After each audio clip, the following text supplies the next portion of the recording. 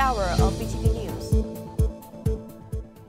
Prime Minister requests timely rectification of land use rights auction work. Vietnam's textile industry is transforming production and enhancing export value.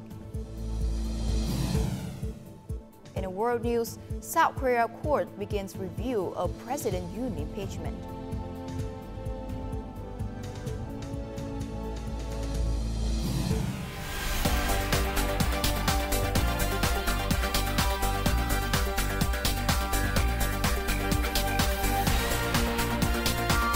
Broadcasting from Hanoi, the capital of Vietnam. VTV News starts right now. Good afternoon. It's now 3 p.m. local time and you're watching VTV News. I'm Phie with the latest updates. Now, on Monday morning, Party General Secretary Tô Lâm attended a national conference to review party building work in 2024 and outline tasks for 2025. The party's organizational sector has effectively carried out key tasks in 2024, including supporting party congress preparations and institutionalizing policies on personnel management, as well as reviewing Resolution 18, restructuring organizations, and streamlining personnel. Party General Secretary Tô Lâm highlighted the need for leaders of party committees and the organizational system to improve performance, efficiency, and effectiveness in 2025. The sector must ensure that cadres are politically aware, dedicated, and committed to the nation, the people, and the party's cause. He emphasized the importance of continuing efforts to streamline organizational structure and refine the cadre system, ensuring all personnel have the necessary qualities and capabilities for their positions. He also underscored that party organizations and leaders must thoroughly prepare for and organize party congresses at all levels leading up to the 14th Party Congress. Prime Minister Phie has issued an urgent directive requiring relevant ministries and local authorities to promptly improve the land use rights auction process. This action addresses concern about unusually high bids, price inflation, and market manipulation. The Prime Minister has called for a review of the auction process to ensure compliance with the law, transparency, and fairness. Authorities are required to publish land use plans, construction details, and urban planning information for auction areas. Before setting starting prices, land value of auction zones must be carefully reviewed. In addition, measures to shorten payment deadlines and prevent bid cancellation along with appropriate auction methods should be implemented.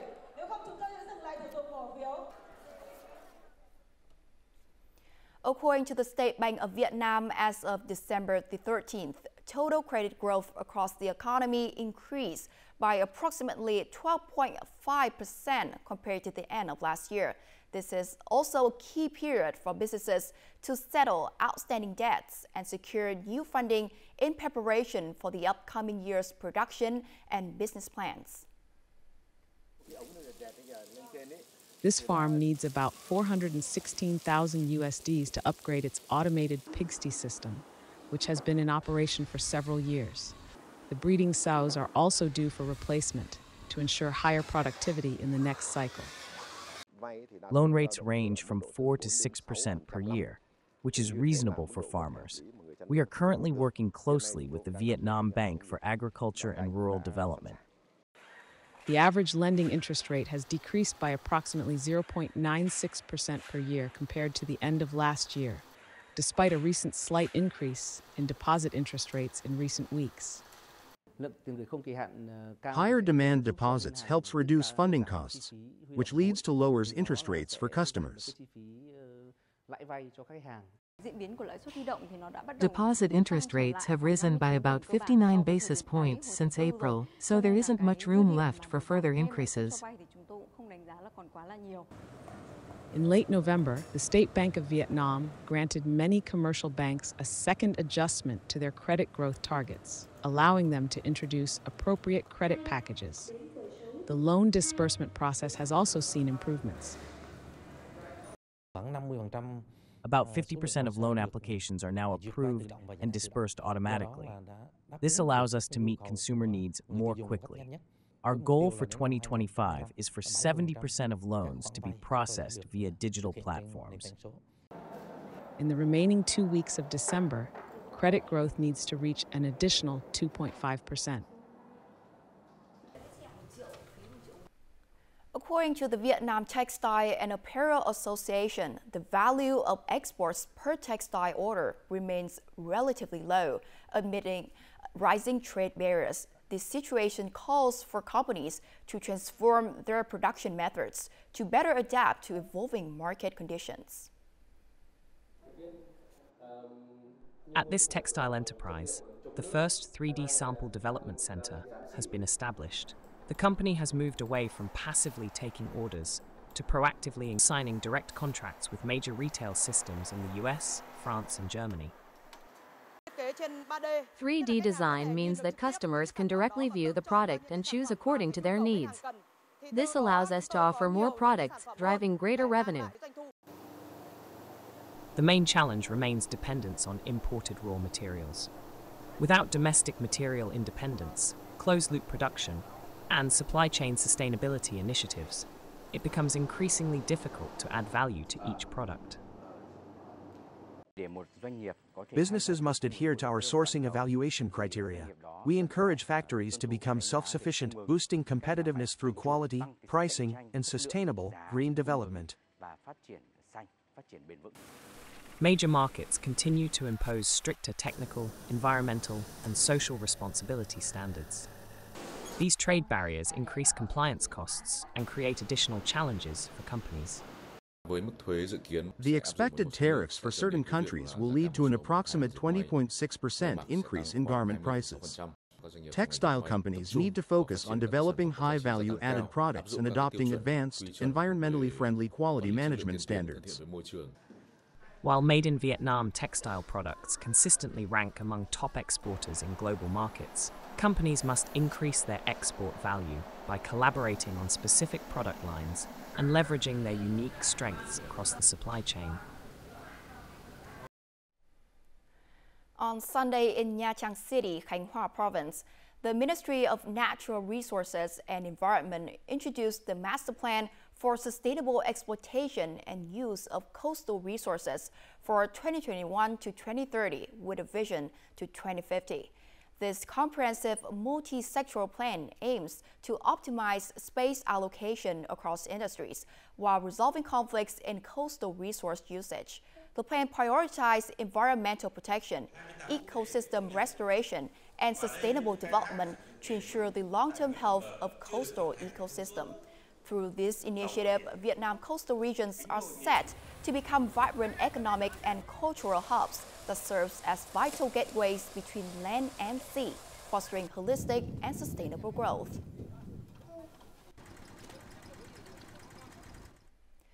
Over 56% of Japanese businesses intend to expand their operations in Vietnam within the next 1 to 2 years, according to the latest survey conducted by the Japan External Trade Organization.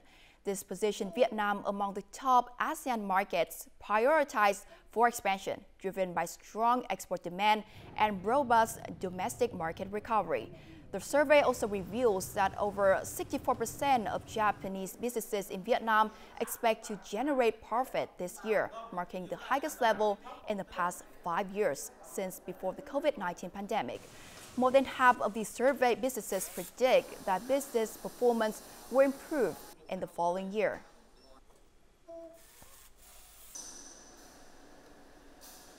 Now, before we move on to other important updates, let's take a look at the foreign exchange rate updated today, December the 16th.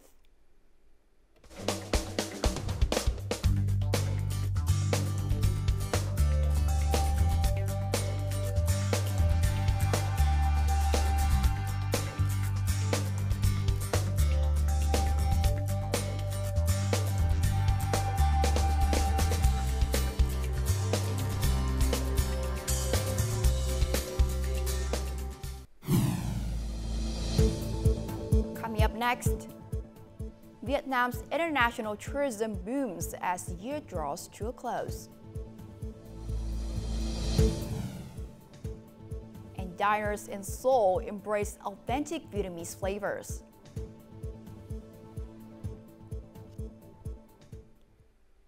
Welcome back to VTV News.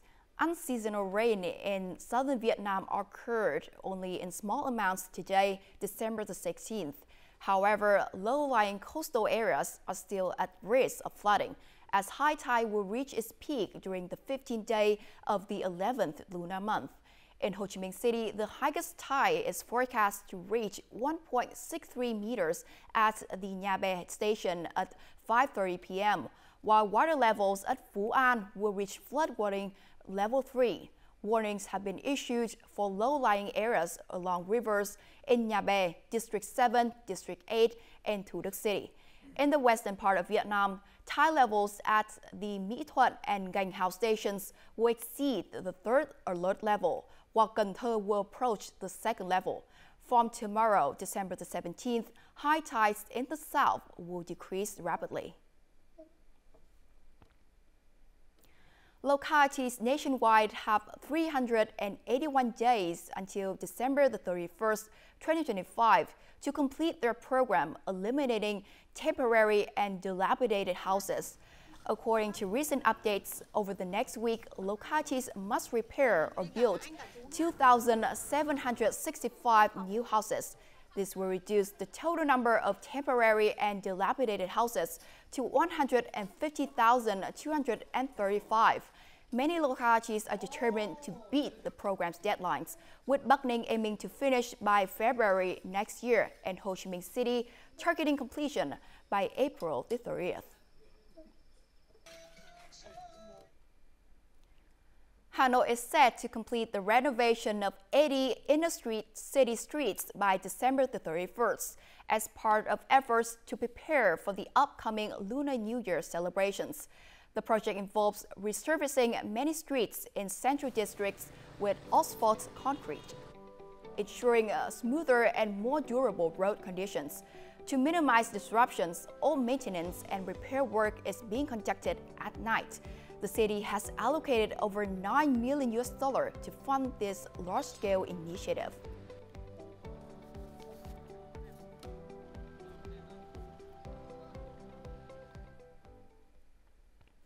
Vietnam welcomed over 15.8 million international arrivals in the first 11 months of the year, marking a 40% increase compared to the previous year.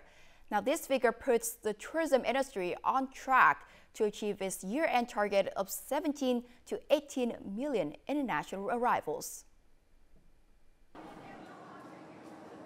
Northeast Asian markets have driven the surge in international arrivals to Vietnam. South Korea leads the market, representing nearly 1/3 of all international visitors, with China, the United States, Japan, and India following behind. Tourists are staying longer in Vietnam, mainly high-end and luxury customers. This growth helps increase our revenue. The establishment of direct flights has facilitated the development of tourism markets. To expand its customer base, this company has invested in promoting at international trade fairs and shifted from a business-to-customer to business-to-business model. We are introducing products to attract international agencies to bring more tourists to Vietnam. With numerous New Year events in major tourist destinations, a relaxed visa policy, and active promotion, international arrivals to Vietnam are expected to surge through April next year. December is also the peak of international tourism, so this year's target is very promising. Understanding the trends and preferences of international tourists is crucial for product development. It is necessary to develop products for each market, such as beach tourism, rural tourism, wellness tourism, and adventure tourism. This approach will not only help to boost the number of international arrivals, but also diversify Vietnam's tourism market. The The Sa Huỳnh salt-making craft in Đức Phổ Town, Quảng Ngãi Province has been recognized as a national intangible cultural heritage. Locals in Sa Huỳnh have practiced traditional manual salt productions since the 19th century. This salt-making tradition, a vital part of the region's cultural identity, has been passed down through generations. This recognition, along with projects providing technical support to reserve salt fields, is expected to boost tourism while ensuring sustainable livelihoods for the local community.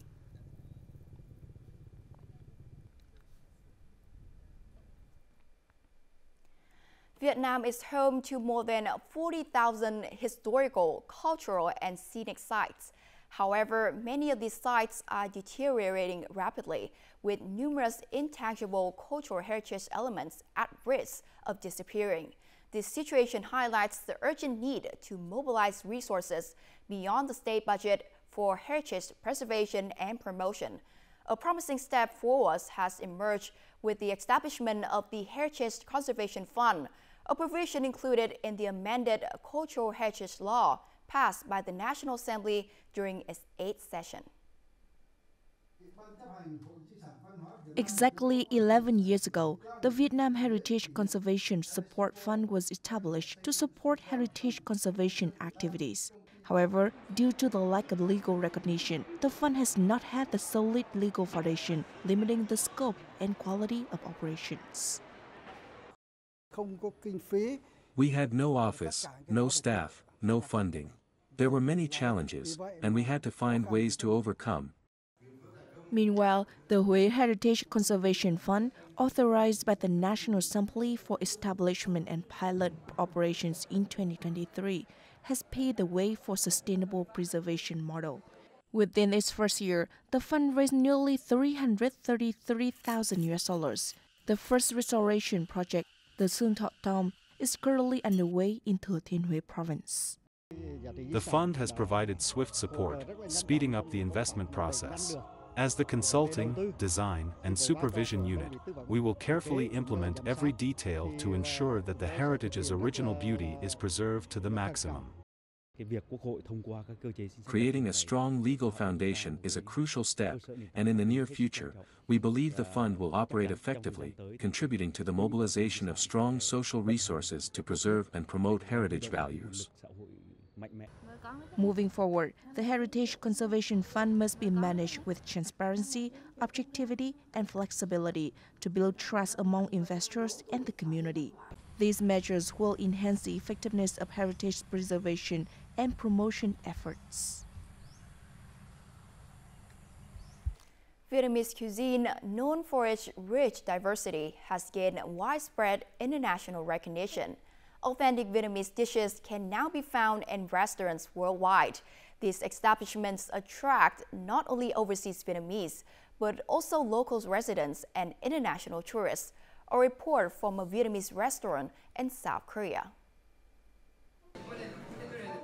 Beef pho, sizzling pancakes, fried rice. These authentic Vietnamese dishes are popular choices for most diners here. I've been to Vietnam and tried Vietnamese food. Now I can eat these dishes in Korea. The taste is a little bit different, but I still feel like I'm in Vietnam. My favorite is the beef rib pho. It reminds me so much of home. Recreating authentic Vietnamese flavors that transport diners to Vietnam is no easy feat.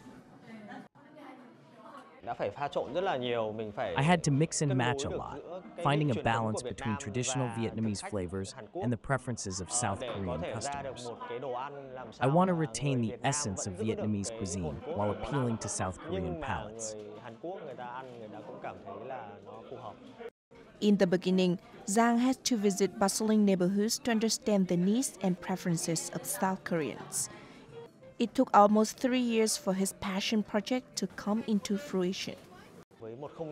Creating a space that truly captures the soul of Vietnam requires a relatively large area. It's been quite challenging to find a suitable location in bustling Seoul, especially one near the iconic Namsan Tower. Diners are flocking to the restaurant. All-I orders are constantly being delivered. Vietnamese cuisine continues to demonstrate its global appeal.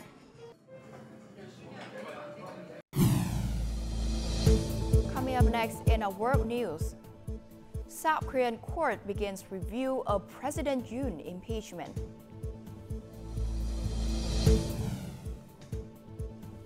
And Israeli forces carry out attacks on Gaza refugee camp.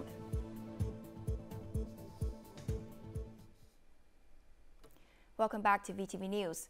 South Korea's Constitutional Court on Monday began reviewing the impeachment of President Yoon Suk-yeol over his December 3rd martial law attempt. The court has up to 180 days to decide whether to remove President Yoon from office or to reinstate him.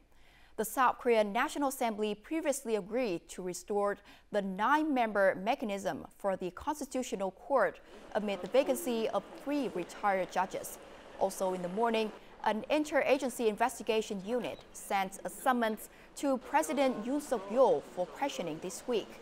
South Korean police have detained current and former chiefs of military intelligence commands as part of an investigation into President Yoon's attempted imposition of martial law.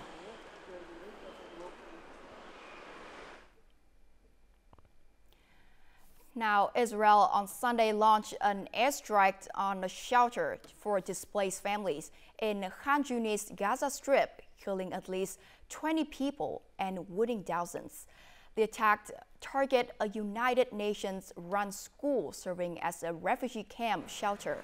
According to medical staff, hundreds of people were sheltering there when the strike occurred.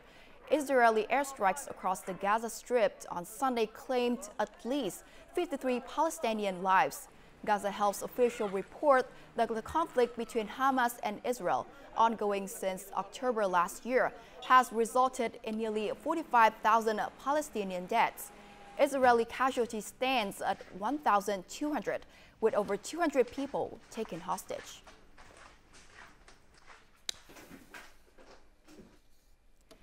Two Russian oil tankers sustained severe damage during a storm in the Kerch Strait on Sunday. The incident left 1 person dead, 11 injured, and caused an oil spill. The Voshgonev 212 tanker ran aground with its bow completely torn off. A second vessel, Voshgonev 239, was damaged and left drifting with 14 crew members aboard. The 2 ships, carrying a combined crew of 27, were transporting nearly 9,000 tons of mazout, a heavily low-grade fuel oil. Russian President Putin ordered the establishment of a working group to coordinate rescue operations and manage the oil spill. Over 15 rescuers, supported by Mi-8 helicopters and a tugboat, has been deployed. However, severe weather conditions forced the suspension of rescue efforts. Russian authorities have launched 2 criminal investigations into potential safety violations.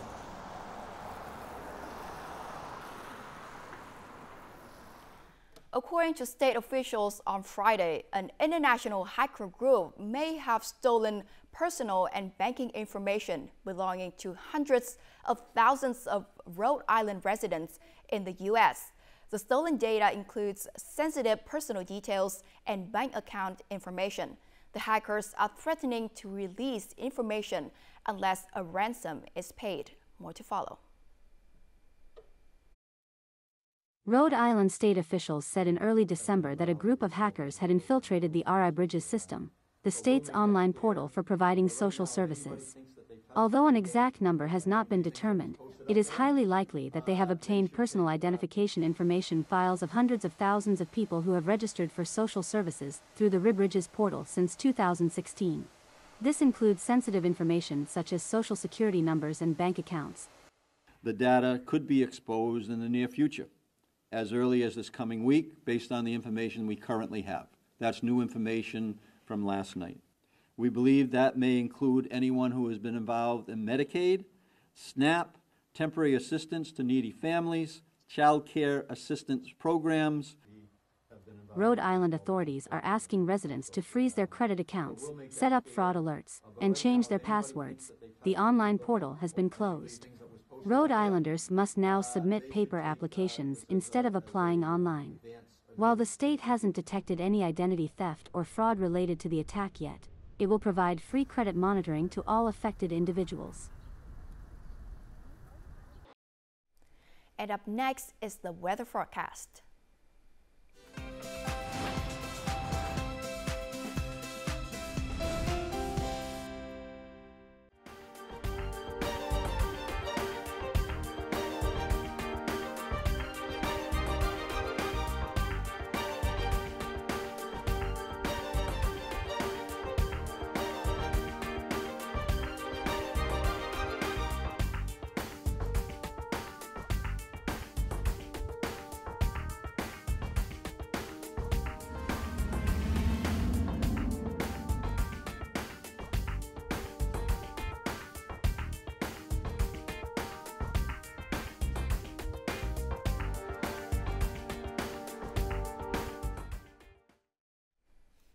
And that's the end of VTV News. To rewatch our program, you can download VTVgo from App Store or Google Play, or visit our YouTube channel, VTV4Go. Thank you for watching, and we'll see you next time.